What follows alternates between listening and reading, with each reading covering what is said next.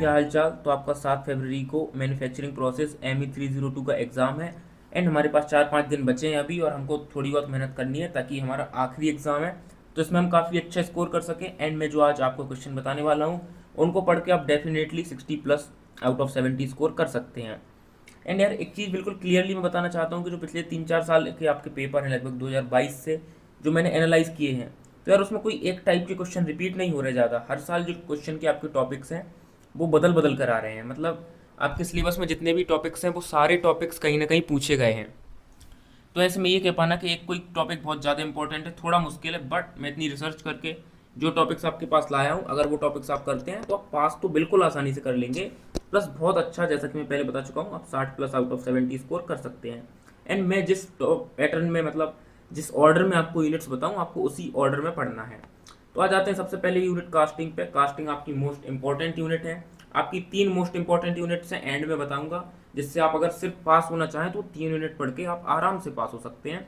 But जिस order में मैं बताऊंगा आप सारी पढ़ें तो बहुत अच्छी बात है। तो यार हमारी सबसे पहली यूनिट है कास्टिंग। कास्टिंग में देखिए पहला क्वेश्चन है type of casting process, their advantages and disadvantages. तो आपको कास्टिंग प्रोसेस क्या होती है, उसके टाइप्स कितने होते हैं, एडवांटेजेस और डिसएडवांटेजेस क्या होते हैं देख लेना है। सेकंड क्वेश्चन है importance of foundry sand and its properties. तो ये क्या है, फाउंड्री मतलब कास्टिंग प्रोसेस में जो हमारी सैंड यूज होती है, सैंड या मिट्टी जिससे हम कास्टिंग करते हैं, उसकी इंपॉर्टेंस क्या है फाउंड्री प्रोसेस में, और उसके टाइप्स क्या हैं। तो टाइप्स में होते हैं ग्रीन सैंड, गीली मिट्टी होती है, वेट सैंड, ऐसी 2-4 प्रकार की और सैंड होती हैं। एंड इट्स प्रॉपर्टीज़ हो गया कि इसकी प्रॉपर्टीज़ क्या होती है मिट्टी की, उसकी मिट्टी को पानी को एब्जॉर्ब करने की कैपेसिटी होती है, थर्मल कंडक्टिविटी होती है, तो ये सब देख लेना है। थर्ड क्वेश्चन है common defects during solidification in casting and ways to prevent their. Casting process में क्या क्या दिक्कत आती है, क्या क्या डिफेक्ट्स आते हैं और कैसे आप इसको आप प्रिवेंट कर सकते हैं। एंड लास्ट क्वेश्चन है हमारा, एंड ये काफ़ी इंपॉर्टेंट क्वेश्चन है। वैसे तो ये हमारा इसकी अगली यूनिट में आता है बट हमने इधर ही इंक्लूड किया बिकॉज इसमें कास्टिंग वर्ड आता है। तो क्वेश्चन है role of gating runners and risers and their importance on casting. तो ये आपको दिख रहा होगा कि gating runners and risers and their influence on casting. तो आप कोई पैटर्न बनाते हैं तो उसमें गेट बनाते हैं, गेटिंग सिस्टम बनाते हैं, रनर्स बनाते हैं, राइजर्स बनाते हैं। तो ये तीनों क्या होते हैं, इनका क्या रोल होता है और इनका क्या इन्फ्लुएंस होता है कास्टिंग पर। इतना आप पढ़ लेंगे, आपकी यूनिट 1 कास्टिंग खत्म इन 4 क्वेश्चन में। देन आपको अपनी यूनिट 3 पर आ जाना है, ना कि यूनिट 2 पर आना है, बिकॉज ये उसी का कंटिन्यूअस आगे का है, पैटर्न मेकिंग। तो पैटर्न मेकिंग में आपको यार ज़्यादा से ज़्यादा ये 2 क्वेश्चन भी करके जाते हैं जो मैंने बताया है, तो वो भी इनफ होंगे। पहला है डेफिनेशन ऑफ पैटर्न। पैटर्न होता क्या है, its types of pattern, pattern के कितने टाइप होते हैं, स्प्लिट पीस पैटर्न होता है, 1 पीस पैटर्न होता है, ऐसे 2-3 प्रकार के होते हैं। एंड देयर एप्लीकेशन, कौन सा पैटर्न का टाइप कहाँ यूज होता है, एक ये क्वेश्चन। दूसरा क्वेश्चन यार मैं देखो ब्लू कलर से मार्क करके जा रहा हूँ, one of the most important question है, पैटर्न अलाउंसेस क्या होते हैं। अच्छा, पैटर्न अलाउंसेस पे मैंने एक वीडियो बना रखी है, अगर आपको देखनी हो तो आप वो ही वॉच आउट कर सकते हैं। देन हम आगे बढ़ते हैं नेक्स्ट यूनिट पे अपनी। अब आपको यूनिट 2 पर आना है क्योंकि आपकी यूनिट 3 जो पैटर्न है वो कहीं ना कहीं कास्टिंग से रिलेटेड है, इसीलिए मैंने यूनिट 1 के बाद यूनिट 3 बताई। देन आप कास्टिंग पर आ जाइए, कास्टिंग के बाद सॉरी यूनिट 2 वेल्डिंग पर आ जाइए। वेल्डिंग में इंपॉर्टेंट क्या क्या है यार, सबसे पहले एक चीज़ तो पढ़ के जानी है, देखो मैंने लिखी नहीं है, बट सबसे पहले कि यार वेल्डिंग होती क्या है। Welding is the process of joining two metals by applying pressure, और इस तरीके से इसकी जो डेफिनेशन होती है वो आपको करनी है। इसके बाद देखो वेल्डिंग में लिखा है electric arc and gas welding, ये 2 टाइप्स ऑफ वेल्डिंग है, ये क्या होती है ये दोनों पढ़ के जानी है। उसके बाद 2-3 वेल्डिंग और लिखी हैं, ये देखो भाई अगेन जो मैं ब्लू कलर से मार्क करता हूँ मोस्ट इंपॉर्टेंट होता है सबमर्ज्ड आर्क वेल्डिंग, जिसको बोलते हैं SAW या कई बार SMAW भी बोलते हैं। तो submerged arc welding, TIG welding and MiG welding. TIG मत इधर आपको और दिख रहा होगा, मैं दूसरे कलर से दिखा रहा हूँ, TIG मतलब टिग, टिग वेल्डिंग मतलब tungsten inert gas electrode welding, and ये नीचे दिख रहा होगा मिग वेल्डिंग, तो metal inert gas electrode welding. तो ये दोनों बहुत ज़रूरी है, इनकी प्रॉपर्टीज़, टाइप्स, एप्लीकेशन सब कुछ देख के जाना है। वेल्डिंग में ही आगे बढ़ते हैं तो एक क्वेश्चन आता है AC और DC वेल्डिंग मशीन में क्या डिफरेंस है, आपको पढ़ के जाना है। एंड लास्ट में एक टॉपिक आता है छोटा सा वेल्डिंग डिफेक्ट्स, वेल्डिंग के दौरान कौन कौन से डिफेक्ट्स रह जाते हैं हमारे मेटल के वर्क पीस में। तो आपकी यूनिट वेल्डिंग खत्म, 3 यूनिट्स हो चुकी हैं। अब आपको यूनिट 4 पे आ जाना है, फॉर्जिंग पे। फॉर्जिंग में यार 2 ही मेन क्वेश्चन आते हैं, हालांकि और भी क्वेश्चन आते हैं बट मोस्ट इंपॉर्टेंट जो रिपीट होते हैं वो ये 2 क्वेश्चन है। देखो हमारे पहला है types of forging operations and their application in production. Forging में कौन कौन से ऑपरेशन होते हैं और उनका एप्लीकेशन क्या है प्रोडक्शन इंजीनियरिंग में। दूसरा role of drop and horizontal forging machines.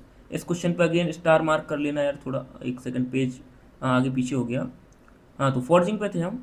तो role of drop and forging machines, तो यार ये काफ़ी बार पूछा गया है कि drop forging machine and horizontal forging machine क्या होता है और इसका रोल क्या होता है प्रोडक्शन में।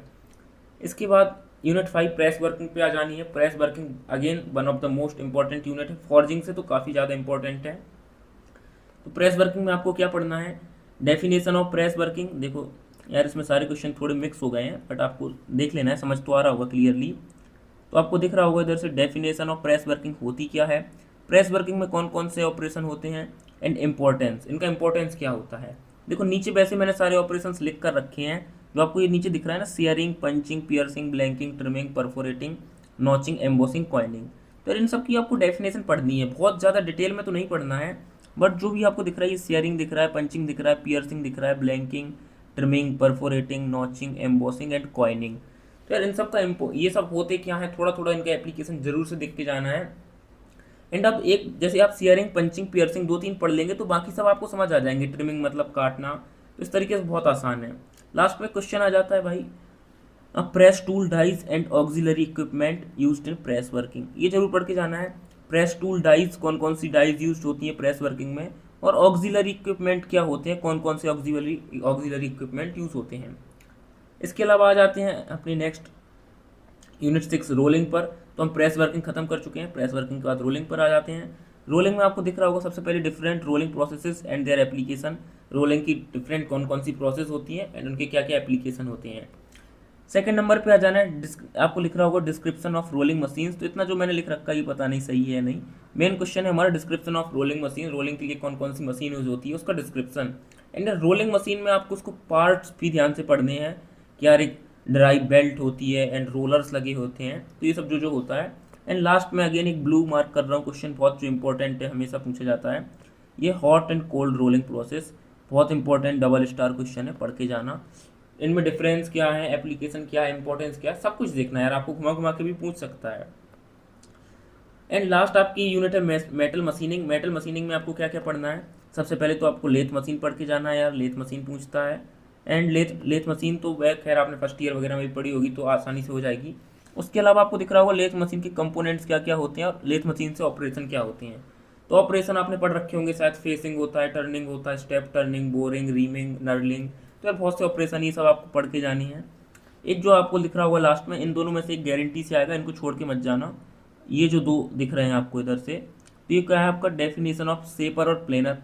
प्लेनर क्या होता है आपका, end milling and grinding operations क्या होते हैं और इनके एप्लीकेशन क्या होते हैं, तो ये आपको पढ़ के जाना है। तो ये 7 यूनिट्स हैं जो आपकी टोटल, उन सबसे मिला के लगभग मैंने टोटल आपको 20 क्वेश्चंस बताए हैं। इनको आप पढ़ के जाते हैं, आप बहुत अच्छा स्कोर कर सकते हैं। बट स्टिल फिर में बहुत से लोग होंगे जिनको सिर्फ सबसे पहले पास करना है पेपर, देन वो लोग सोच रहे होंगे कि हम ये सब जो है कि देन आगे देखेंगे कि अच्छा स्कोर कैसे कर सकते हैं।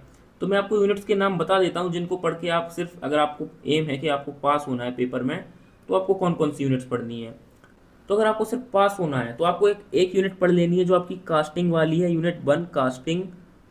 एंड जो सेकंड नंबर पे आपकी यूनिट आती है वेल्डिंग, WELDING वेल्डिंग।